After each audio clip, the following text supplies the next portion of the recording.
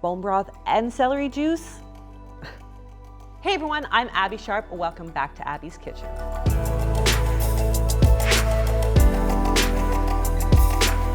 Today's What I Need a Day YouTube review is going to be short and sweet. I'm going to be taking it back to the early days of these reviews, which I guess were simpler times. Partially because I'm admittedly stretched crazy thin with 2 kids and a business in COVID times, and partially because you have asked me to review these Harper Bazaar videos so much that I figured it was a good time. But also, I don't know, I guess I just generally feel a little less permissive towards massive super celebs who have massive budgets and massive PR agencies vetting their every move compared to everyday YouTubers who are just exploring who they are through food. But of course, as always, I do plan to keep this super respectful, so I ask that you all do the same in the comments. Now, to kick this sub-series off, we're gonna start with everyone's favorite frenemy, Kylie Jenner. Now, if you don't know who Kylie is, I don't know, type KY into Google and it will probably come up as the first suggested search. The girl is that big. Now, before we get into it, of course, a few disclaimers. The information in this video is for educational and entertainment purposes only, so you should always speak to a healthcare provider about your unique healthcare needs. Obviously, this format follows a celebrity's description of what they eat, so I know very little about its accuracy, portions, brands, cooking preparation, etc. So I will be making some pretty broad assessments. A trigger warning to any of those with disordered eating tendencies. I am going to be critiquing meals based on their nutrient merit alone because that is all I have to go on, but that says nothing about their overall value. So feel free to skip this video if it's not supportive of your recovery. Bone broth, it's mixed with like lavender and lemon, or my celery juice. So I have like a whole drawer in my refrigerator of just raw celery. So I will juice it. Of course you have an entire celery fridge drawer. Yeah. So let's talk about bone broth. Okay, so I get that this is a super nutritious food, but I just can't get into the whole concentrated flavor of meat first thing in the morning thing. Not for me. But in case you haven't already hopped on the bone broth bandwagon, let me tell you why it's so hot. Mom jokes. They are just, I'm out of here. Anyways, so bone broth is made by simmering animal bones in water and vinegar to extract nutrients like calcium, magnesium, potassium, phosphorus, and more from said bones. Bone broth is also rich in collagen, which, if you wanted my thoughts on whether or not this alleged super nutrient actually does anything for your hair, nails, and skin, you can check out my video right here. Now, the other super trendy component of bone broth is gelatin, which broth enthusiasts believe can magically heal your gut.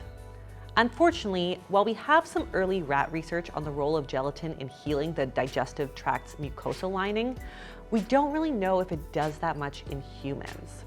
We do, however, have human research on its role in joint health, with one study on 60 people with rheumatoid arthritis achieving significant symptom improvements after just 3 months of use.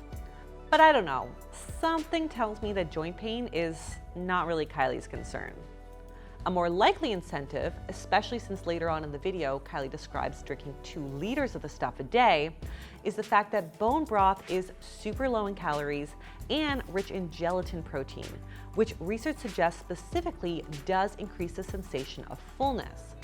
Now, most brands of bone broth have around 50 calories and 10 grams of protein per cup, which I must say is pretty much a dieter's dream. Minus the fact that it tastes like, well, broth. But in short, thanks to medical medium, who's a psychic, not a dietitian by the way, celery has become the cure-all to legit every ailment under the sun. This medium, Anthony William, claims that celery juice contains undissolved cluster salts, which rebuild hydrochloric acid in the stomach, binds to the toxins, and flushes them out. He also says that celery juice strengthens bile, which is needed for digestion to help kill off disease. But bile has nothing to do with celery or cluster salts, so yeah, it's all total BS.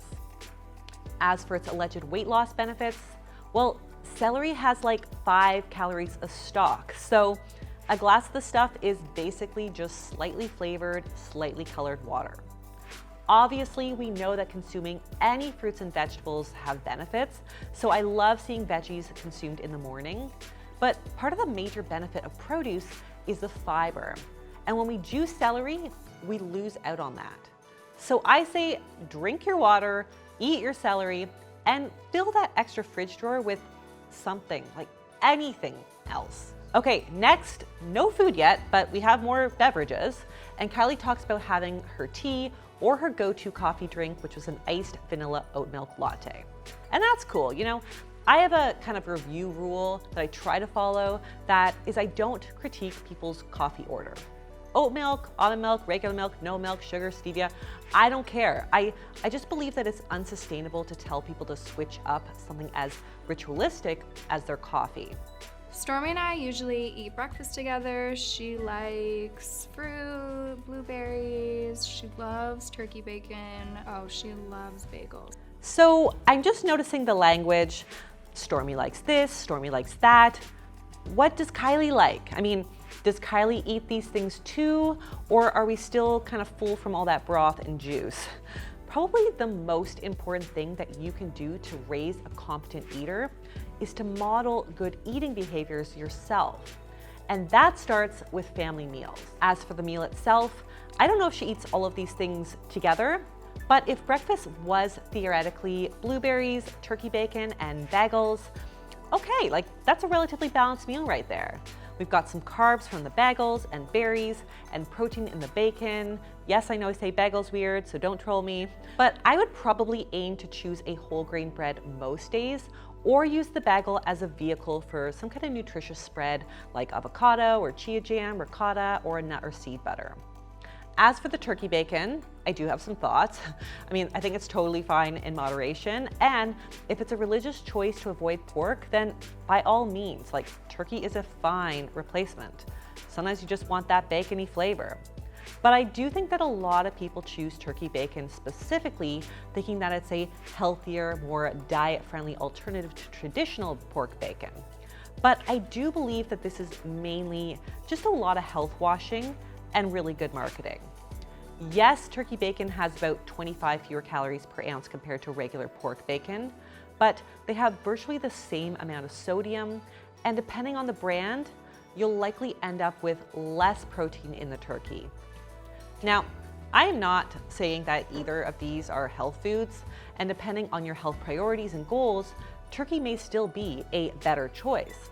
But I just call this out so that people don't unnecessarily demonize regular bacon while granting turkey bacon the green light to eat all day, every day. Both of these are fine choices, so choose your favorite and enjoy it in moderation.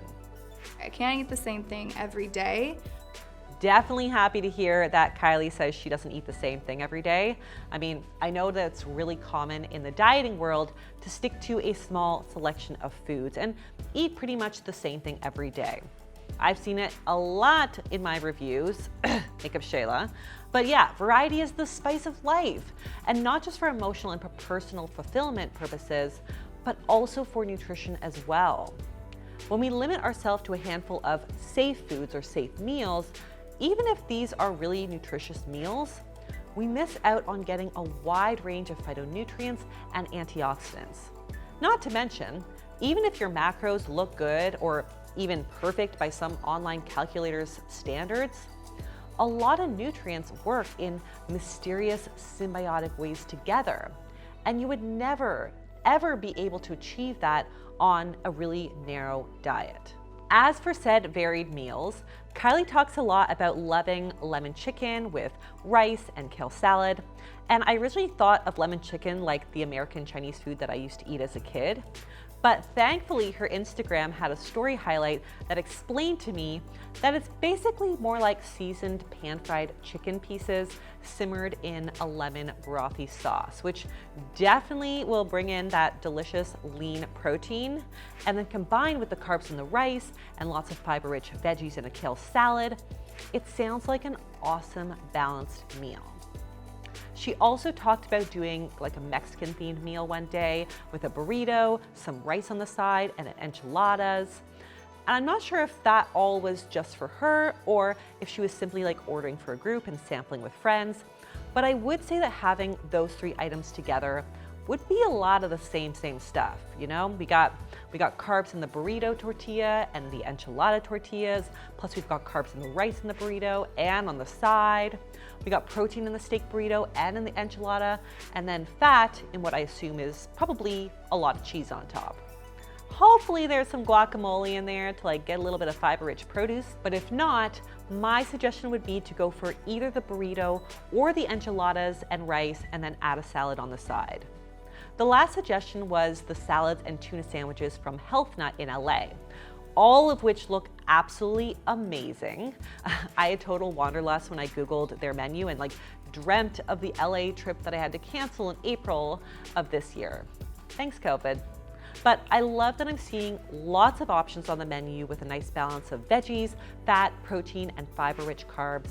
I mean, the high protein salad looks totally my jam, or the tofu salad for those who don't eat meat. Also loving that the tuna sandwich that she mentioned is served with greens on the side. So we've got some perfectly balanced and probably really satiating meals. My favorite cheat meal is probably, I want to say In-N-Out. There it is, my favorite phrase, cheat meals. I'm not gonna start a rant about why I'm not a fan of this concept, so let's just stick to said meal. But I have to say, I'm also a huge fan of In-N-Out. My personal order would be like an animal style burger with banana peppers and a root beer float. Kylie says that her order is a double cheeseburger, special sauce and grilled onions, sometimes protein style depending on the mood, sometimes not, fries, and a Coke. Solid. I respect that the girl sometimes goes like classic double cheeseburger with the bun, and then sometimes wants it without the bun, depending on her mood. This shows some flexibility and that her cheat day doesn't have to be like an all-out binge on everything and anything that she otherwise wouldn't allow herself in a week. Fun or not, for a cheat meal, this isn't outrageous. This isn't a 10,000 calorie mukbang eating challenge where an influencer eats an entire box of donuts just for their first meal of 10 meals that day. It's a normal meal. It's not particularly rich in antioxidants or fiber, and yes, it's high in salt and sugar and fat. But if this is how Kylie cheats, I mean, I don't really see anything wrong with that, other than the fact that she considers it a cheat. Okay, moving on to snacks. Kylie's choice in snacks is definitely eclectic. She likes barbecue Lay's, Doritos, goldfish, pomegranate seeds, miso soup. Apparently she gets liters of it, and also the same bone broth that she has for breakfast. I would say with the exception of the pomegranate arrows, which are rich in antioxidants and fiber, I mean, it's got a whopping 7 grams of fiber per cup, her snack choices are pretty high in salt. So a cup of miso soup has less than 100 calories, but it has 34% of your sodium needs for the day. That means that a liter of the stuff will put you well above your salt targets for the day and probably leave you feeling pretty bloated. Obviously, we know that Doritos and Lay's chips are going to be high in salt and saturated fat, but even goldfish, which are often touted as a good option for kids, have 11% of your sodium needs in one serving. So no shame in enjoying goldfish crackers, I love them, or even giving them to your kids. My kid loves them. But to make that snack a little bit more balanced, I would pair the salty crackers or chips with a piece of potassium-rich fruit to help balance that sodium out.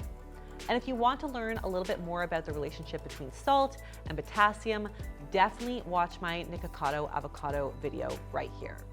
What else is going on? I am either cooking, probably for Stormy and myself, or Girl, don't make your own nutrition an afterthought.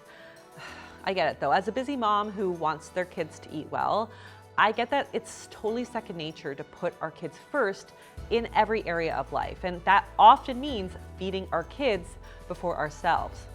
But when it comes to food and meals, like I said, eating with our littles and eating the same things as our kids is actually one of the best things that we can do for them. The evidence is so clear that family meals have a wide range of physical and mental health benefits, like better academic performance, self-esteem, and lower risk of depression, eating disorders, obesity, and more. But it's also one of the most important and easiest ways to raise a competent eater. So again, if you're looking for more tips on dealing with picky eating, check out my video right here. As for her meals, Kylie cites often ordering in sushi, mainly things like sashimi or spicy avocado tuna on a rice cake, which sounds pretty awesome. And I think that sushi and sashimi are just inherently really nutritious takeout options. You know, we've got some protein and healthy omega-3 fats from the fatty fish like tuna and salmon. We've got carbs in the rice. Typically though, the only veg that you'll see in a sushi order is like that sad iceberg lettuce salad that they give you as a side for your meal.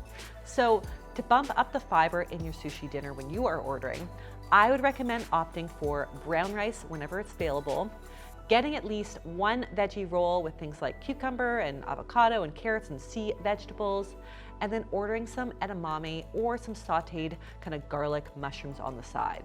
I also recommend opting for really simple nigiri, sashimi, or maki instead of the really elaborate ones that are typically packed with tempura bits and mayo-based sauces and things like that. Also, I suggest leaning more on things like wasabi and ginger to flavor your sushi rather than soaking it in soy. Yes, low sodium soy sauce is a better option than regular, but it still has 22% of your sodium needs per tablespoon. And if you are clumsy with your chopsticks like I am, it is not hard to just like really get her soaked. I am definitely not a sushi connoisseur, but I assume if you ask someone who was, they would probably say that if it is quality fish, and it probably should be if you're willing to eat it raw, simple is always best. Kylie also mentions her drink choices. So she's into Corona Light, which brings back some unsavory memories in Cancun. Also white wine, or just like straight up shots. I mean, again, I'm not gonna shame any mom or anyone else for wanting a drink because I get it. But I'm also not going to legitimize the health halo some types of booze like wine is often given. So my take home on drinking, what I call balanced boozing, is to choose the drink that you enjoy the most, whether that's beer or wine or spirits, and enjoy it in moderation. I lock myself in my bedroom and I turn on my TV, I get really comfortable, and I pre-slice an apple by my bed. Since I'm really comfortable, I'll be too lazy probably to go down to the kitchen. So my only choice is this apple. So that is how I swerve my late night cravings. Whew, yeah, that is problematic. If you need to lock yourself or a food up to prevent yourself from eating, then it's time to really reevaluate how you're feeding yourself in the day.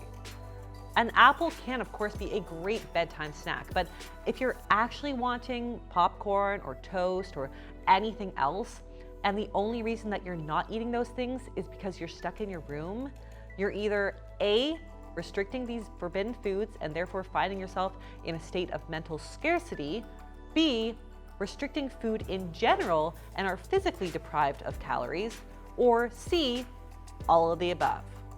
So while we are hearing about some fun foods in Kylie's routine like Doritos, burgers, and beer, my sense is that these are things that she likes and wants to eat, but clearly doesn't allow herself to eat often enough. If she did, she wouldn't need to forcefully limit herself to just an apple before bed. And she also wouldn't need an official cheat day to get it all in. So folks, I'm sure I've probably offended some of my diehard Kardashian fans out there, but this review was all in fun and it was in no way intended to critique Kylie personally or professionally. In fact, I have mad respect for a 23-year-old woman worth a whopping $900 million.